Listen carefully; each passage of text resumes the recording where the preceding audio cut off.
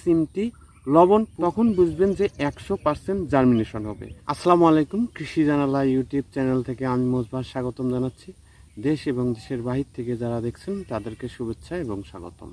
আজকের বিষয় থাকছে ধানের বীজে লবণ দিলে কি হয়। কিন্তু 100% জার্মিনেট হয়ে গেছে। তো 100% জার্মিনেশন অনেক চাষি ভাইদের কিন্তু হয় না, বা অনেক চাষি ভাইদের পুরো বীজ মিসিং হয়ে যায়, অর্থাৎ গজায় না। ধানের বীজের মধ্যে যদি লবণ দেন, যে ধান ড্যাম হয়ে গেছে সেই ধানও কিন্তু 100% গজিয়ে যাবে। পরবর্তীতে ধানের চারা সুস্থ এবং সবল থাকবে। এই ধানের বীজের মধ্যে লবণ দেওয়ার প্রক্রিয়াটা কি? প্রথমত আপনারা যখন ধানের বীজ সংগ্রহ করবেন, এই ধানের বীজ সংগ্রহ করার পরবর্তীতে ধান যখন আপনারা ভিজাতে যাবেন, অর্থাৎ পানির মধ্যে অনেক সময় 12 ঘন্টা 24 ঘন্টা ভিজিয়ে রাখে না, এই ভিজানোর আগ মুহূর্তে আপনারা 5 কেজি বা 10 কেজি যে পরিমাণে আপনারা ধানের বীজ নেন না কেন, ঠিক একটি পাত্র বা বাকেটের মধ্যে প্রথমত হাফ চা চামচ অথবা 1 চিমটি লবণ প্রতি লিটার পানিতে প্রয়োগ করতে হবে। যদি 10 লিটার পানি নেন তাহলে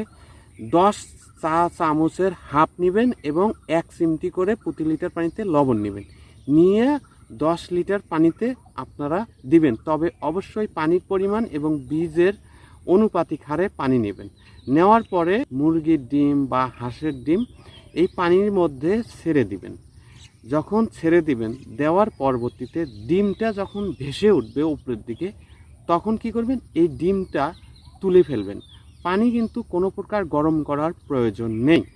যখন ডিমটা তুলে ফেলবেন তখন কি হবে, এই যে ধানের বীজটা আছে, এই ধানের বীজগুলা 5 কেজি হোক 10 কেজি হোক 20 কেজি হোক, কি করবেন, পুরো বীজগুলা এই পানির মধ্যে আপনারা দিবেন। দেওয়ার পরে যখন নড়াচড়া করবেন বা এইভাবে ঘষা দিবেন বা নড়াচড়া করবেন, তখন কি হবে জানেন, এই যে সুস্থ এবং সবল বীজগুলো আপনারা দেখতে পাচ্ছেন 100% জার্মিনেশন হয়েছে। ঠিক এই বীজগুলাই পানির নিচের দিকে থাকবে, আর যেগুলো আধা চিটা বা গজাবে না বা নষ্ট বীজ বা পাতান বীজ বা অসুস্থ যে বীজগুলান থাকবে, সেই বীজগুলান উপরের দিকে ভেসে উঠবে। যখনই উপরের দিকে ভেসে উঠবে, এই সকল ধানের বীজগুলাকে আপনারা ফালাই দিবেন। সুস্থ ধানের বীজ, এই ধানের বীজগুলা যদি পানির নিচে থাকে, তখন বুঝবেন যে 100% জার্মিনেশন হবে। দেখবেন যে পানির নিচে অবস্থান করতেছে 10 থেকে 15 মিনিট, তখন আপনারা করবেন কি, উপরেরগুলা ফালাই দিয়ে নিচেরগুলা আপনারা পানিতে 12 থেকে 24 ঘন্টা ভিজাতে দিবেন। দেখবেন এই ধরনের 100% ধানের বীজ কিন্তু গজিয়ে যাবে।